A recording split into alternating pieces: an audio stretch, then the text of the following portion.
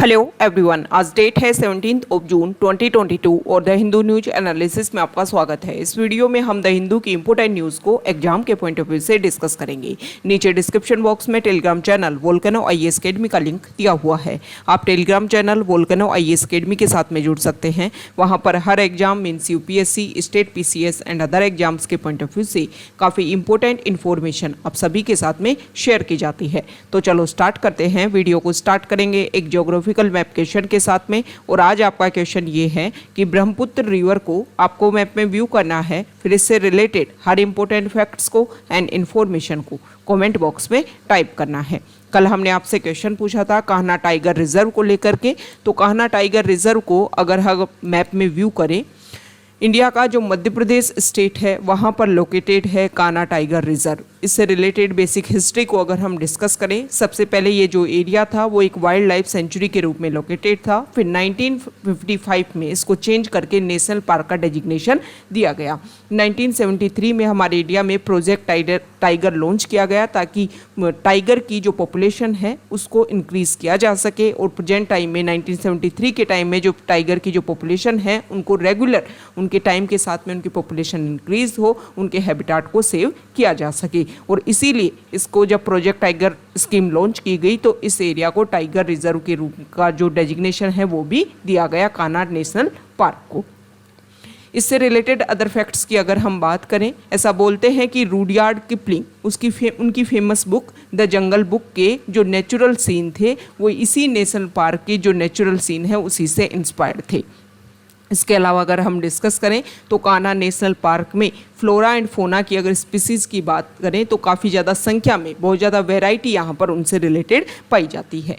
ये जो Kanha national park है वो ग्लोबली लेवल पर अगर हम डिस्कस करें तो इन्होंने बारहसिंगा को सेविंग करने के लिए, मतलब बारहसिंगा की जो पॉपुलेशन है वो टाइम के साथ में डिक्रीज़ होती जा रही होगी, वो एक्सटेंशन स्टेज तक वो आ गई थी बारहसिंगा की पॉपुलेशन, लेकिन उनको सेव करने में, दोबारा से उनकी पॉपुलेशन को रेगुलर रखने में इन्होंने काफ़ी ज़्यादा, ये जो कान्हा नेशनल पार्क है इनके जो भी प्रोजेक्ट है उन्होंने काफ़ी ज़्यादा हेल्प किया था। और ये कान्हा टाइगर रिजर्व जो है वो फर्स्ट ऐसा टाइगर रिजर्व है इंडिया का जिन्होंने एक ऑफिशियली अगर हम बात करें तो एक मैस्कट को इंट्रोड्यूस किया था, भूरसिंह दा बारहसिंगा। मतलब बारहसिंगा की पॉपुलेशन को रेगुलेट करने के लिए, उनको कंट्रोल करने के लिए, उनको रेगुलर बनाए रखने के, मतलब जो एक्सटिंक्शन उनकी स्टेज आई थी उसको ख़त्म करने के लिए। ओके, तो ये बेसिक फैक्ट्स हैं कान्हा नेशनल पार्क से रिलेटेड। इसके अलावा अगर हम डिस्कस करें तो यहाँ पर दो इम्पोर्टेंट ट्राइब जो हैं वो इस एरिया में रहती हैं, जिनको two indigenous central Indian tribes के नाम से भी जानते हैं, जिनमें है गोंड और बेगा। ऐसा बोलते हैं कि जब प्रोजेक्ट टाइगर यहाँ पर इम्प्लीमेंट किया जा रहा था तो उस टाइम इन दोनों जो भी ट्राइब्स हैं इनका रीलोकेशन किया गया, जिसकी वजह से इन दोनों ट्राइब्स की जो एक लाइफ जो है उसमें काफ़ी ज़्यादा हर्डल्स क्रिएट हुई थी। तो ये बेसिक फैक्ट्स हैं नेशनल पार्क को लेकर के, टाइगर रिजर्व को लेकर के, जो हमारे एग्जाम के पॉइंट ऑफ व्यू से इम्पोर्टेंट है। द हिंदू की इम्पोर्टेंट न्यूज़ को अगर हम डिस्कस करें तो फ्रंट पेज पर इम्पोर्टेंट आर्टिकल है अग्निपथ स्कीम को लेकर के। 2-3 डेज अर्लियर हमारे जो डिफेंस मिनिस्टर हैं उन्होंने डिक्लेयर किया कि अभी प्रेजेंट टाइम में जो भी प्रोसीजर चलता है हमारी आर्मी में, जो हमारे यूथ हैं, जो नए आर्मी के जो सोल्जर्स होते हैं उनको अपॉइंट करने के लिए जो प्रोसीजर है उसमें चेंज करके एक नई स्कीम लॉन्च की गई कि अब आर्मी के लिए, नेवी के लिए और एयरफोर्स के लिए हम एक साथ मिलकर के जो भी उनके लिए सोल्जर चाहिए वो एक साथ हम रिक्रूट करेंगे और फिर उनको अलग अलग फोर्सेज में भेज दिया जाएगा। तो इसको लेकर के प्रोटेस्ट देखने को मिल रहा है अलग अलग स्टेट में, अलग अलग एरिया में। तो गवर्नमेंट ने हालांकि कुछ यहाँ पर छूट देने की कोशिश की है कि पहले जो highest age limit 21 age year जो है वो डिसाइड की थी, उसको इंक्रीज़ करके अब 23 ईयर एज जो है वो यहाँ पर डिक्लेयर कर दिया गया है। लेकिन फिर भी जो प्रोटेस्ट है वो जो यूथ, जो आर्मी का उनका एक ड्रीम था, उस यूथ ने अपनी तरफ से बात रखी है कि इस तरीके से जो हमारा ड्रीम था उसमें काफ़ी ज़्यादा वायलेशन है, हर्डल्स देखने को मिल रही हैं, जिसकी वजह से हमारा जो ड्रीम है वो कंप्लीट नहीं हो पाएगा। अब यहाँ पर अग्निपथ जो स्कीम है उसके बेसिक फैक्ट्स हमारे लिए इम्पोर्टेंट हो जाते हैं कि उस स्कीम में किस किस बातों को रखा गया है। देखो, अग्निपथ स्कीम की अगर हम बात करें तो इसमें गवर्नमेंट ने डिसाइड किया है कि 17.5 एज ग्रुप से 21 एज ग्रुप के जो भी यूथ हैं उनको पार्टिसिपेशन करवाने के लिए दिया जाएगा। इसमें डिस्कस किया गया है, यहाँ देखिए, देखो पहले क्या होता था हमारे इंडिया में कि जो भी हमारी आर्मी है उसके लिए अलग अलग रेजिमेंट के लिए, जैसे एयरफोर्स में अलग, जो नेवी है उसमें अलग, उसमें जो सोल्जर का जो रिक्रूटमेंट होता था, जो उनके लिए जो पर्सनल उनके लिए चाहिए उनका जो रिक्रूटमेंट होता था वो अलग अलग लेवल पर होता था। लेकिन अब इसको एक तरीके से ऑल इंडिया सर्विस के रूप में, वैसे ऑल इंडिया सर्विस जो है वो प्रेजेंट टाइम में हमारे इंडिया में 3 है, लेकिन एक तरीके से ऑल इंडिया, कंप्लीट इंडिया के जो यूथ हैं वो इसमें पार्टिसिपेट कर सकेंगे और उन सभी के लिए एक ही प्रोसीजर जो है वो कंप्लीट किया जाएगा। इसी मोटिव के साथ में ये जो स्कीम है उसको लॉन्च किया गया है। इसमें डिसाइड किया गया है कि इस स्कीम के अंडर जिनको भी रिक्रूट किया जाएगा उनको अग्निवीर के नाम से जाना जाएगा। हमारी कंट्री की जो नेशनल सिक्योरिटी है उसको लेकर के हमारे इंडिया में जो भी यूथ हैं वो आर्मी में अपने आप को सर्व देना चाहते हैं, उनकी लाइफ को एक तरीके से हमारी कंट्री की इंटीग्रिटी, सॉवरेनिटी और जो सिक्योरिटी है उसको मेंटेन करने के लिए अपनी लाइफ को देना चाहते हैं। उसके लिए ये जो प्रोसीजर जो पहले अलग अलग लेवल पर कंप्लीट किया जाता था उसको अब एक लेवल पर कंप्लीट करने की कोशिश की जाएगी। इसमें 4 ईयर सर्विस होगी। उसके बाद में जो भी यूथ है उनको आर्म्ड फोर्सेज में रेगुलर एम्प्लॉयमेंट के लिए वो अप्लाई कर सकते हैं। तो यहाँ पर ये जो मूवमेंट, ये जो नई स्कीम लॉन्च की गई है, इससे ये आशा की जा रही है कि एवरेज एज प्रोफाइल जो आर्म्ड फोर्सेज पर्सनल में पहले 32 ईयर्स प्रेजेंट टाइम में मानी जाती थी वो 24 to 26 ईयर तक डिक्रीज हो जाएगी। तो ये बेसिक फैक्ट्स हैं अग्निपथ स्कीम के जिसमें डिसाइड किया गया है। इसके अलावा अगर हम बात करें तो पहले क्या होता था कि हमारे इंडिया में जैसे कि अलग अलग रेजिमेंट जो सिस्टम होता था उसके थ्रू जो है वो आर्मी पर्सनल है उनको रिक्रूट किया जाता था। लेकिन अभी प्रेजेंट टाइम में क्या होगा कि रेजिमेंट लेवल पर लोगों में जो एक जो चीज़ है उसको नेशनल लेवल पर चेंज करने की कोशिश की जा रही है कि आपका प्रोसीजर सेम है, एक तरीके से आपको रिक्रूट किया गया, फिर आपको अलग अलग जो रेजिमेंट है या अलग अलग लेवल पर जहाँ भी ज़रूरत है आर्मी पर्सनल की वहाँ पर सेंड कर दिया जाएगा, आपको भेज दिया जाएगा आपकी जॉब के अकॉर्डिंग। ओके, तो इससे क्या होगा, कंट्री की जो इंटीग्रिटी है, सॉवरेनिटी है वो इंक्रीज होगी और जो हमारे यूथ हैं उसमें रेजिमेंट का जो सिस्टम है वो चेंज होकर के नेशनलिटी वाली जो फीलिंग है वो उनमें ज़्यादा इंक्रीज होगी। मतलब हमारी कंट्री के लिए काफ़ी ज़्यादा इम्पोर्टेंट है। नेक्स्ट इम्पोर्टेंट आर्टिकल है, फ्रंट पेज पर ही सुप्रीम कोर्ट ने क्वेश्चनिंग की है।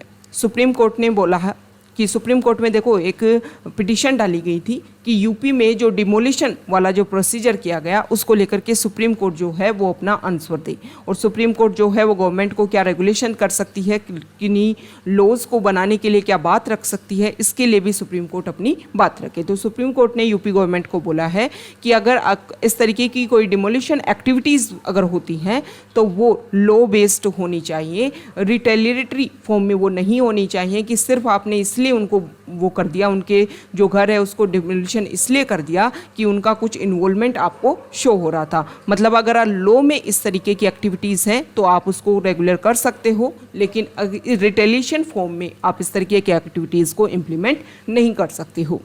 नेक्स्ट इंपॉर्टेंट आर्टिकल, हमारे इंडिया के डिफेंस मिनिस्टर जो हैं वो कश्मीर वैली में उन्होंने अपनी विजिट की। 2 डे उनकी विजिट है। इस टाइम में उन्होंने ये बोला कि देखो पाकिस्तान की जो पॉलिसी है वो रेगुलर उसको फॉलो कर रहा है और पाकिस्तान की पॉलिसी है bleeding India with 1000 cuts, means terrorism को इंक्रीज़ करके। स्पेसिफिक अगर हम देखें तो जो कश्मीर वाला जो रीजन है वहाँ पर प्रेजेंट टाइम में आपको बहुत ज़्यादा इशू देखने को मिल रहे होंगे। तो पाकिस्तान की जो स्ट्रेटजी है उसी को फॉलो करते हुए वो इंडिया को रेगुलर इस तरीके के जो कट्स हैं वो देने की कोशिश कर रहा है। 2020 में हमारे इंडिया में ना सिर्फ पाकिस्तान ने बल्कि चाइना के साथ में भी गालवान वैली में इशू क्रिएट हुआ था और उसको 2 ईयर्स कंप्लीट हो गए हैं। इसी को लेकर के हमारे डिफेंस मिनिस्टर ने बोला कि हमारे आर्मी पर्सनल जो हैं उन्होंने हमेशा से हमारी कंट्री की सॉवरेनिटी, इंटीग्रिटी को बनाए रखने की कोशिश की है। उन्होंने यहाँ पर BSF की, इसके अलावा बात करें तो CRPF की, जम्मू कश्मीर पुलिस की, इनकी काफ़ी ज़्यादा उन्होंने प्रेस की कि उन्होंने ही यहाँ पर जो भी एक्टिविटीज़ हैं, जो भी इरेगुलर एक्टिविटीज़ हैं, इलीगल एक्टिविटीज़ हैं, उनको यहाँ पर ख़त्म करने की, रोकने की, रेगुलेट करने की कोशिश की है और कंट्रोल, यहाँ की जो एक्टिविटीज़ हैं उनको कंट्रोल करने की कोशिश की है और पीस और स्टेबिलिटी का जो फॉर्म है उनको स्टेबल करने में इन्हीं, ये जो हमारी पुलिस फोर्स है, जो हमारी आर्म्ड फोर्सेस हैं, इन्हीं का ही बेसिक रोल है। नेक्स्ट इंपॉर्टेंट आर्टिकल है कोविड के केसेस को लेकर के। कोविड के केसेस दोबारा से बढ़ रहे हैं और सभी को जो भी कोरोना गाइडलाइंस हैं उन सभी को फॉलो किया जाना चाहिए। Next important article page number 3 पर, और यहाँ पर देखो दिल्ली में अगर हम डिस्कस करें, ना सिर्फ दिल्ली, हर इंडिया का हर पार्ट जो है, या फिर इंडिया की अगर हम बात छोड़े ग्लोबली लेवल पर भी देखें तो टेम्परेचर काफ़ी ज़्यादा इंक्रीज़ होता जा रहा है। यहाँ पर दिल्ली का एग्जाम्पल यहाँ पर दे रखा है कि दिल्ली में जिस तरीके से कंस्ट्रक्शन हुआ है, और यहाँ पर तो ये भी बोला गया है कि अनप्लान्ड अर्बनाइजेशन की वजह से जो लैंड कवर जो है उसमें काफ़ी ज़्यादा चेंज देखने को मिला है, और इसकी वजह से अर्बन हीट आइलैंड के रूप में जो हमारी कैपिटल है वो टाइम के साथ में काफ़ी ज़्यादा इंक्रीज़ हुई है। ओके, अर्बनाइजेशन की वजह से आप अगर देखोगे तो सिटी लेवल में जो है वो हीट जो है वो काफ़ी ज़्यादा इंक्रीज़ हो जाती है। तो इस आर्टिकल में ये बताया गया है कि टाइम के साथ में जो दिल्ली में टेम्परेचर है वो रेगुलर इंक्रीज़ होने लग गया है, जिसकी वजह से जो डिजीज़ हैं वो भी काफ़ी ज़्यादा इफेक्ट यहाँ पर देखने को मिलती हैं। ओल्ड एज पर्सन जो हैं उनको इसका काफ़ी ज़्यादा गलत इफेक्ट उनकी बॉडी पर इसको देखने को मिलता है। अब ये जो आर्टिकल है इसमें कुछ बेसिक पॉइंट्स रख रखे हैं जिनका आप यूज़ कर सकते हो कि अर्बनाइजेशन जो प्रॉब्लम है उसको आप सॉल्यूशन किस तरीके से लिख सकते हो। तो यहाँ पर कुछ सॉल्यूशन दे रखे हैं जो हमारे स्पेसिफिक अगर हम देखें तो मेंस में जो आंसर राइटिंग जो हम करते हैं उसके लिए काफ़ी ज़्यादा ये इंपॉर्टेंट हो जाते हैं। सबसे पहले तो ये बता रखा है कि जो भी अर्बन हीट आइलैंड्स के रूप में जो हमारी सिटी चेंज हो रही हैं उनके इम्पैक्ट को अगर हमें कम करना है तो हमें ग्रीन इंफ्रास्ट्रक्चर के ऊपर फोकस करना होगा। मतलब हमें क्या करना होगा, हमारा जो रूफ वाला जो एरिया होता है उसको हमें कूल रखने की कोशिश करनी होगी ताकि जो हीट है वो कम से कम ट्रैप हो। इसके लिए हमारी जो हाउस रूफ है उसको हम पेंट कर सकते हैं लाइट कलर से ताकि जो हीट है उसको एब्जॉर्ब, जो रूफ जो है वो कम एब्जॉर्ब करे और रिफ्लेक्ट जो है वो ज़्यादा से ज़्यादा करे, जिसकी वजह से क्या होता है जो कूलिंग मैकेनिज्म जो है वो सस्टेनेबल तरीके से हम रेगुलर कर सकते हैं। इसके अलावा यहाँ पर बताया गया है कि अर्बन फॉरेस्ट्री और ग्रीन ट्रांसपोर्ट को भी हम प्रमोट कर सकते हैं जिससे हीट एमिशन जो है उसको कर्ब किया जा सकता है। ये बात बोली है एक्सपर्ट्स ने। इंडस्ट्रीज जो भी अर्बन एरियाज़ में जो भी इंडस्ट्रीज हैं उनसे एमिशन को कम करने के लिए जैसे कि थर्मल इनोवेशन के थ्रू हमें कोशिश ये की जानी चाहिए कि उन इंडस्ट्रीज़ में कोल का कम से कम यूज़ हो, उनके रिप्लेसेबल जो भी अल्टरनेट फ्यूल्स हैं उनको यूज़ किया जाए ताकि जो एमिशन है वो कम से कम हो। अभी कुछ टाइम पहले दिल्ली में वैसे डिसाइड भी किया गया है कि एनसीआर वाले रीजन में जो भी इंडस्ट्रीज हैं उनमें कोल का यूज़ नहीं किया जाएगा। ओके, उनके लिए एक टाइमलाइन डिसाइड की गई है कि इस टाइम के बाद में ये जो प्रोविज़न है उनको इम्प्लीमेंट किया जाएगा। तो ये सारे रूल्स एंड रेगुलेशन इसीलिए बनाए जाते हैं कि दिल्ली में जो पोल्यूशन और इसके अलावा जो टेम्परेचर इंक्रीज़ हो रहा है उन सभी को रेगुलेट किया जा सके। देखो आप सभी को पता है प्रेजेंट टाइम में अगर हम देखें तो अर्बनाइजेशन जो है वो टाइम के साथ इंक्रीज़ ही हुआ है। तो इसके लिए गवर्नमेंट को जो बेसिक प्रोविज़न है उनको इम्प्लीमेंट करने की ज़रूरत है, क्योंकि आज जो प्रॉब्लम दिल्ली में है आने वाले टाइम में बहुत सारी सिटीज़ जो डेवलप हो रही हैं वहाँ पर भी इस तरीके की जो प्रॉब्लम है वो इंक्रीज़ हो सकती है। लेकिन प्रेजेंट टाइम में हमारी गवर्नमेंट जो है उन्होंने काफ़ी ज़्यादा इनिशिएटिव किए हैं, जिन इनिशिएटिव के तहत जो नई सिटीज़ डेवलप होंगी उनमें अर्बनाइजेशन जो है वो एक तरीके से इंफ्रास्ट्रक्चर्स में इम्प्लीमेंट होगा ताकि ये हीट ट्रैप जो इशू है वो कम से कम इंक्रीज़ हो सके। सॉरी। नेक्स्ट इम्पोर्टेंट आर्टिकल है एडिटोरियल पेज पर, पेज नंबर 8 पर, और यहाँ पर अभी कुछ सर्वे की रिपोर्ट आई है जिसको लेकर के हम नेक्स्ट पेजेस पर भी डिस्कस करेंगे। और इसमें ये बता रखा है कि हमारे इंडिया में जो अनएम्प्लॉयमेंट रेट जो 2018 में अगर हम देखें तो यहाँ पर पीरियोडिक लेबर फोर्स सर्वे जो है उससे रिलेटेड जो डाटा है वो लीक हो गई, जिसमें इंडिया की अनएम्प्लॉयमेंट रेट जो है वो 6.07% जो पिछले लास्ट 4 डेकेड्स में सबसे ज़्यादा हाईएस्ट थी। लेकिन अभी अगर हम प्रेजेंट टाइम की बात करें तो अनएम्प्लॉयमेंट रेट जो है वो इंडिया में कम हुई है। मतलब 2019-20 में जो 4.8% थी वो 2020-21 में 4.2% देखने को मिली है। इसके अलावा अगर हम देखें तो लेबर फोर्स पार्टिसिपेशन रेट जो है वो भी 41.6% जो है वो इंक्रीज़ हुई है। पहले 40.1% थी 2019-20 में और अब 2020-21 में 41.6% हो गई है। यहाँ पर अगर हम बात करें तो इस आर्टिकल में बताया गया है कि कोविड के टाइम में जो है वो अगर हम जॉब रिडक्शन की बात करें तो वीमेन में और गर्ल के लिए जो जॉब है उनमें सब ज़्यादा कमी आई थी। हालांकि मैन में भी जो जॉब की संख्या है वो कम देखने को मिली थी, लेकिन अगर कंपैरिजन करें मैन और वीमेन का, तो सबसे ज़्यादा अगर हम बात करें किसी वर्किंग प्लेस पर मैन और वीमेन दोनों जॉब कर रहे थे तो पहले वहाँ से वीमेन को हटाया गया था, रिमूव किया गया था।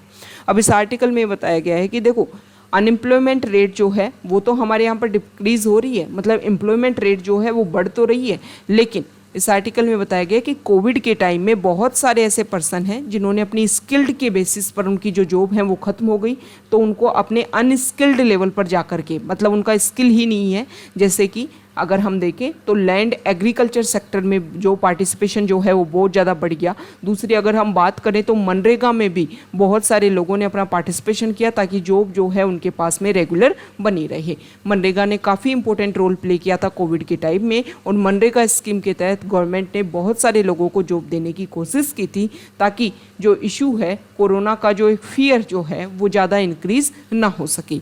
तो इस आर्टिकल में बताया गया है कि अनएम्प्लॉयमेंट रेट जो है भले ही घटी है, एम्प्लॉयमेंट रेट जो है वो इंक्रीज़ हुई है, लेकिन जो जॉब का जो डिग्रेडेशन देखने को मिला है, एक स्किल्ड पर्सन को एक अनस्किल्ड लेवल की जो जॉब दी गई है उसका जो प्रमोशन है या उसको दोबारा से अपग्रेडेशन है, उसके लिए कैसे काम किया जाएगा, इसके लिए भी जो गवर्नमेंट है उसको वर्क किया जाना चाहिए।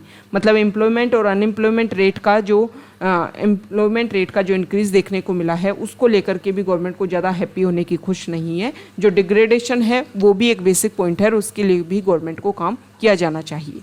यहाँ पर जो आर्टिकल है वो यूएस में मॉनेटरी पॉलिसी के थ्रू वहाँ का जो बैंक है उन्होंने कोशिश की है कि जो इन्फ्लेशन रेट है उसको कम किया जाए।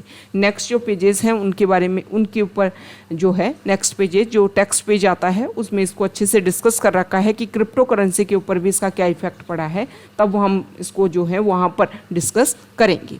यहाँ पर जो बुलडोजर जो अभी इशू चल रहा है उसको लेकर के राइटर जो है उन्होंने बोला है कि ये जो बुलडोजर जो इनजस्टिस जो हो रहा है इससे हमें एक लेसन सीखने की ज़रूरत है। राइटर का ये बोलना है कि हमारी सोसाइटी अगर हम देखें तो बहुत ज़्यादा डिवीज़न हमारी सोसाइटी में है इंडिया की में। तो अगर हम आपको क्या करना है, अगर इस तरीके से आप स्पेसिफिक एक कम्युनिटी के ऊपर फोकस करके इस तरीके की एक्टिविटी करोगे तो इससे क्या होगा, हमारे इंडिया की जो इंटीग्रिटी है उसको काफ़ी ज़्यादा नुकसान होगा, काफ़ी ज़्यादा इशू क्रिएट होंगे। तो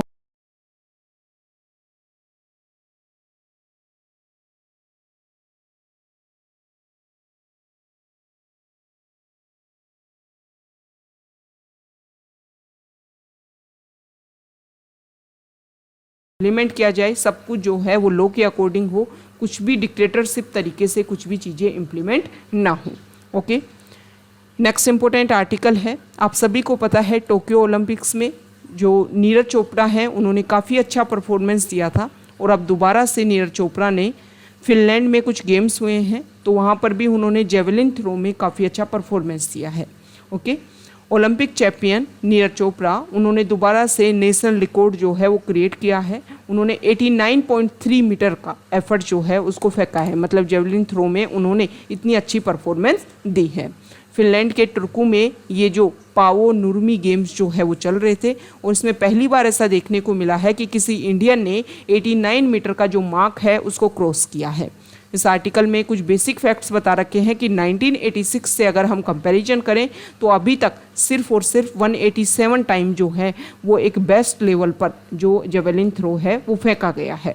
अगर हम बात करें तो 1986 के बाद में 89.3 का जो रिकॉर्ड कायम किया है नीरज चोपड़ा ने, इस रिकॉर्ड में मतलब 89 मीटर से ज़्यादा जो जेवलिन थ्रो है उसमें सिर्फ 3% जो है वो रेशियो ही मेंटेन हो पाता है। मतलब 100 लोगों ने मान लो जेवलिन थ्रो में पार्टिसिपेट किया तो उसमें से सिर्फ 3 लोग जो हैं वो ही 89 मीटर से ज़्यादा जो है वो डिस्टेंस को कवर कर पाएंगे। ये बेसिक फैक्ट्स यहाँ पर है। ओके, नीरज चोपड़ा आप सभी जानते ही हैं कि ओलंपिक गेम्स में 2020 में जो होने वाले थे टोक्यो में, लेकिन कोविड की वजह से 2021 में उनको एक्सटेंड किया गया था ओलंपिक गेम्स को, तो उसमें उन्होंने गोल्ड मेडल हासिल किया था। और पहली बार ऐसा देखने को मिला था कि जेवलिन थ्रो जो है उसमें इंडिया ने इंडिपेंडेंट यहाँ पर सिंगल पर्सन जो है उन्होंने गोल्ड मेडल वो लेकर के आए थे इंडिया के लिए। नेक्स्ट इंपॉर्टेंट आर्टिकल है पेज नंबर 10 पर, और इस आर्टिकल में बताया गया है कि क्रिप्टो मार्केट जो है वो टाइम के साथ में अगर हम डिस्कस करें तो टाइम के साथ में क्रिप्टो मार्केट लास्ट 2021 से अगर हम कंपैरिजन करें तो क्रिप्टो मार्केट में काफ़ी ज़्यादा डिक्रीज देखने को मिला है। सबसे पहले यहाँ पर बिटकॉइन की बात की गई है कि बिटकॉइन की जो वैल्यू है उसमें 2/3 जो है उसकी वैल्यू नीचे गिर गई है। इथीरियम की अगर हम बात करें तो 80% तक, मतलब अपने पीक से 80% तक उसकी जो वैल्यू है वो लॉस्ट हो गई है। अब यहाँ पर इस आर्टिकल में बताया गया है कि क्या रीज़न रहा है कि जो क्रिप्टो करेंसी है उसकी जो वैल्यू है वो काफ़ी ज़्यादा डिक्रीज़ हो रही है। तो इस आर्टिकल में बोला गया है कि अगर हम प्रेजेंट टाइम में देखें तो कोविड, फिर रशिया यूक्रेन वॉर, इसकी वजह से हर कंट्री जो है ग्लोबली लेवल पर हर कंट्री जो है वो इफ़ेक्ट हो रही है। किसकी वजह से, किसकी प्रॉब्लम की वजह से? इन्फ्लेशन की वजह से। और इन्फ्लेशन जब इंक्रीज़ हो रहा है तो वहाँ के बैंक ने डिसाइड किया है कि मॉनेटरी पॉलिसी का यूज़ करते हुए मार्केट में जो मनी जो है उसको कम से कम अवेलेबल करवाया जाए, जिससे डिमांड एंड सप्लाई जो है वो मेंटेन रह सके। और डिमांड एंड सप्लाई जब मेंटेन रहेगी तभी जाकर के इन्फ्लेशन को कंट्रोल किया जा सकता है। तो हो सकता है कि मार्केट में मनी की अवेलेबिलिटी कम हो, जिसकी वजह से लोगों के पास पैसा कम है लगाने के लिए, और पैसा अगर कम है तो इसकी वजह से जब मनी कम इन्वेस्ट किया जाएगा तो जो पीक पर जो चीज़ गई थी, जिसके प्राइजेस बहुत हाइक पर गए हुए थे, वो उनमें धीरे धीरे डिक्रीज देखने को मिलेगा। ओके, नेक्स्ट यहाँ पर देखो कुछ बेसिक चीज़ें हैं डिमांड एंड सप्लाई इनसे रिलेटेड हम यहाँ पर डिस्कस करेंगे। इकोनॉमी से रिलेटेड ये बेसिक फैक्ट्स हैं जिनको हम यहाँ पर देख लेते हैं। एक सेकेंड, देखो इकोनॉमी को अगर हमें मेंटेन करना है तो हमें डिमांड एंड सप्लाई को मेंटेन करके रखना होता है। डिमांड एंड सप्लाई क्या होती है? किसी भी चीज़ की मांग और किसी भी चीज़ की सप्लाई क्या है। अगर दोनों में बैलेंस है तो आपकी जो इकोनॉमी है वो एक बेहतरीन तरीके से, बैलेंस तरीके से चल रही होती है। लेकिन अगर इनमें कोई एक की चीज़ भी इंक्रीज़ हो जाती है, चाहे डिमांड इंक्रीज़ हो जाए चाहे सप्लाई इंक्रीज़ हो जाए, तो जो इकोनॉमी में जो बैलेंस है वो देखने को नहीं मिलेगा। देखो डिमांड को आप किस तरीके से समझ सकते हैं। डिमांड मतलब आप डिमांड कब करते हो? जब आपके पास में मनी होते हैं, मतलब डिमांड मतलब मनी, और सप्लाई मतलब किसी भी चीज़ का प्रोडक्शन जिसमें गुड्स एंड सर्विसेज आते हैं।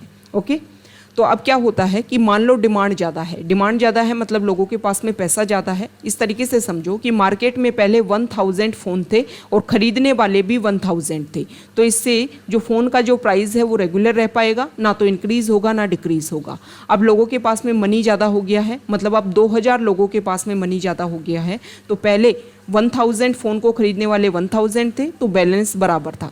लेकिन अब 1000 फ़ोन को खरीदने वाले 2000 लोग हो गए हैं, मतलब 2000 लोगों के पास में इतना पैसा है, तो ज़्यादा से ज़्यादा क्या होगा? कंपटीशन होगा। लोग बोलेंगे कि मैं ज़्यादा पैसा दूंगा, मैं ज़्यादा पैसा दूंगा। तो इसकी वजह से जब मार्केट में मनी ज़्यादा होता है तो इसकी वजह से जो इन्फ्लेशन है वो इंक्रीज़ हो जाती है। ओके, इस तरीके से समझिए कि जब डिमांड ज़्यादा है और सप्लाई कम है तो इन्फ्लेशन जो है वो इंक्रीज़ होगी। दूसरी तरफ अगर हम देखें तो खरीदने वाले मान लो 1000 ही हैं, लेकिन सप्लाई कितने की हो गई? 2000 फ़ोन की हो गई।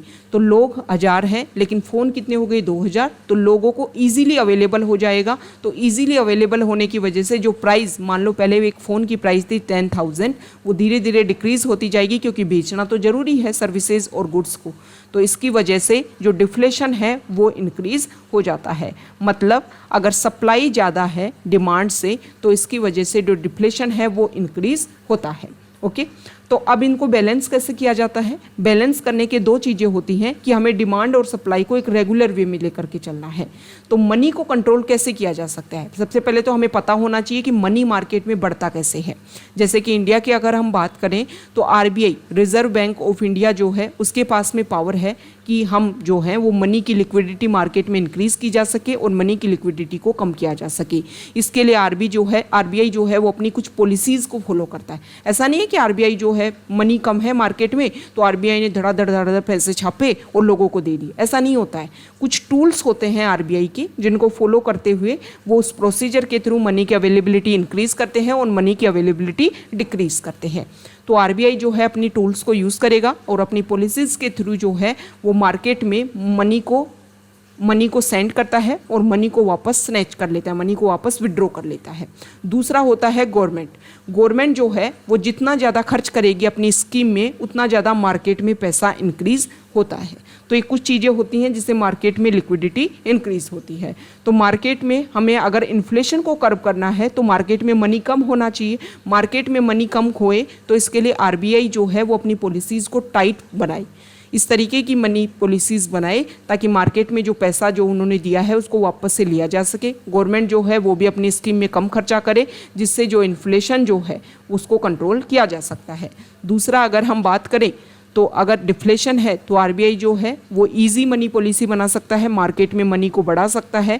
गवर्नमेंट भी ज़्यादा से ज़्यादा खर्चा करे जिससे मार्केट में मनी की अवेलेबिलिटी होगी और मार्केट जैसे जैसे ज़्यादा मनी लिक्विडिटी जैसे जैसे बढ़ेगी वैसे वैसे डिफ्लेशन को ख़त्म किया जा सकता है। ओके, तो ये कुछ बेसिक फैक्ट्स हैं जो हमने डिस्कस किए इकोनॉमी को लेकर के। नेक्स्ट इंपॉर्टेंट आर्टिकल है, एक सेकेंड, देखो आरबीआई ने ये डिसाइड किया है कि यूपीआई जो हमारा प्लेटफॉर्म है वहाँ पर ज़्यादा से ज़्यादा जो आपके बैंक अकाउंट हैं उन सभी को यहाँ पर इंक्लूड किया जाएगा जिससे जो ऑनलाइन पेमेंट सिस्टम है वो इंक्रीज और ज़्यादा हो सके। ओके, एक सेकेंड। तो जो आरबीआई है उन्होंने डिसाइड किया है कि यूपीआई से जो क्रेडिट कार्ड्स हैं उनको भी लिंक किया जाएगा। पहले लोगों के जो अकाउंट्स हैं उनको लिंक किया गया, अब जो क्रेडिट कार्ड्स हैं उनको भी लिंक किया जाएगा ताकि लोगों के पास में अगर मनी अवेलेबल नहीं है तभी क्रेडिट कार्ड के थ्रू जो है वो अपना पेमेंट कर पाएँ और इससे जो है वो ज़्यादा से ज़्यादा ऑनलाइन ट्रांजेक्शन जो है मतलब हम डिजिटल फॉर्म में जो है वो ज़्यादा से ज़्यादा इंक्रीज अपने आप को कर पाएंगे। नेक्स्ट इंपॉर्टेंट आर्टिकल है पेज नंबर 12 पर, और यहाँ पर आसियान और इंडिया की जो मीटिंग हुई जिसमें अभी इंडिया की तरफ से जो एक्सट्रीम स्टेटमेंट देखने को मिले थे मुस्लिम कम्युनिटी को लेकर के, उन्होंने यहाँ पर बात रखी है कि इस तरीके के जो स्टेटमेंट है वो इंडिया की तरफ से नहीं आने चाहिए थे। तो इसको लेकर के इंडिया को एक लेसन सीखने को मिला है कि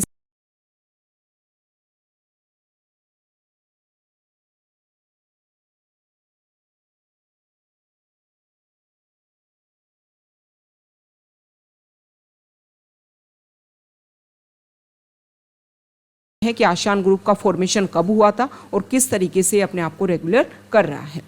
ओके, आसियान ग्रुप की अगर हम बात करें तो बैंकॉक डिक्लेरेशन के थ्रू आसियान ग्रुप को एस्टेब्लिश किया गया था और इसमें प्रेजेंट टाइम में जो हैं वो 10 मेंबर्स कंट्रीज़ आते हैं, लेकिन स्टार्टिंग में 5 कंट्रीज़ ने ही इसको एस्टेब्लिश किया था। इंडिया के लिए काफ़ी ज़्यादा इम्पोर्टेंट है आसियान कंट्रीज़, क्योंकि इंडिया जो है, इंडिया की जो पॉलिसी है इंडियाज एक्ट ईस्ट पॉलिसी, उसको फुलफ़िल करने के लिए, उसके ऑब्जेक्टिव को फुलफ़िल करने के लिए ये जो ग्रुप है वो काफ़ी ज़्यादा इम्पोर्टेंट है। आसियान ग्रुप जो है इसको बैंकॉक डिक्लेरेशन के थ्रू इसको एस्टेब्लिश किया गया 1967 में। स्टार्टिंग में 5 कंट्रीज़ ने इसको एस्टेब्लिश किया गया था। इंडिया के लिए काफ़ी ज़्यादा इंपॉर्टेंट है। इसका जो हेडक्वार्टर है वो जकार्ता इंडोनेशिया में है। इसका मोटो जो है 1 विजन 1 आइडेंटिटी 1 कम्युनिटी है। इंडिया के लिए काफ़ी ज़्यादा इंपॉर्टेंट है। अपने ईस्टर्न जो कंट्रीज़ है, साउथ ईस्ट जो कंट्रीज़ हैं, उनमें अपना जो भी एक तरीके से इंडिया का जो अपन ट्रेड लेवल पर देखें या अदर एक्टिविटीज़ में इन्वॉल्वमेंट अगर देखें तो उन सभी को अगर हमें इंक्रीज़ करना है तो इंडिया का इन्वॉल्वमेंट जो है वो एशियन कंट्रीज़ के साथ में इंक्रीज़ होना चाहिए। नेक्स्ट इंपॉर्टेंट आर्टिकल है पेज नंबर 14 पर, और इस आर्टिकल में जो अनएम्प्लॉयमेंट रेट को लेकर के जो अभी हमने डिस्कस किया था किसके ऊपर, एडिटोरियल पेज पर, तो उसी को लेकर के यहाँ पर बताया गया है कि 2022 के फर्स्ट क्वार्टर के जो रिजल्ट हैं वो डिक्लेयर किए गए हैं, जिसमें अनएम्प्लॉयमेंट रेट जो है उसमें डिक्रीज देखने को मिला है। गवर्नमेंट ये डिसाइड करने की कोशिश कर रही है कि बूस्टर डोज के बीच में जो गैप है वो 6 मंथ्स जो है उसको रिड्यूस किया जाए, ताकि जो कोविड के जो केसेज हैं उनको एक तरीके से रेगुलर करने की कोशिश की जा सके। यहाँ पर जो आर्टिकल है वो एलपीजी कनेक्शन को लेकर के है कि जो भी गैस कंपनीज़ हैं उन्होंने डिसाइड किया है कि जो भी एक रिज़र्व रखा जाता है कंपनीज़ के द्वारा, नया कस्टमर जब आता है तो रिज़र्व जो है उसको इंक्रीज़ किया गया है उसके प्राइस को। तो इसकी वजह से इस आर्टिकल में बताया गया है कि पहले ही फ्यूल के प्राइजेज़, नेचुरल गैस के प्राइजेज़ जो हैं वो काफ़ी ज़्यादा बढ़ रहे हैं, जिसकी वजह से एक वैसे ही बर्डन है कस्टमर के ऊपर, और ये जो हाइक है ये एक्स्ट्रा बर्डन क्रिएट करेगा।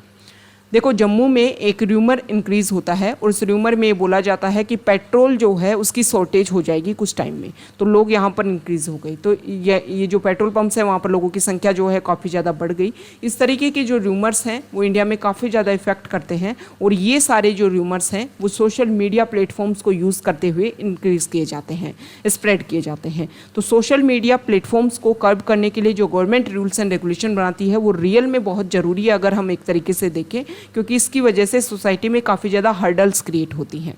नेक्स्ट यहाँ पर कोलकाता में जो वाइल्ड पोलियो के कुछ स्ट्रेन देखने को मिले और ऐसे भी रूमर्स क्रिएट हुई, लेकिन हालांकि गवर्नमेंट ने क्लियर किया है कि वो वाइल्ड पोलियो के स्ट्रेन नहीं थे, नॉर्मल पोलियो के स्ट्रेन थे और ऐसा मिल सकता है।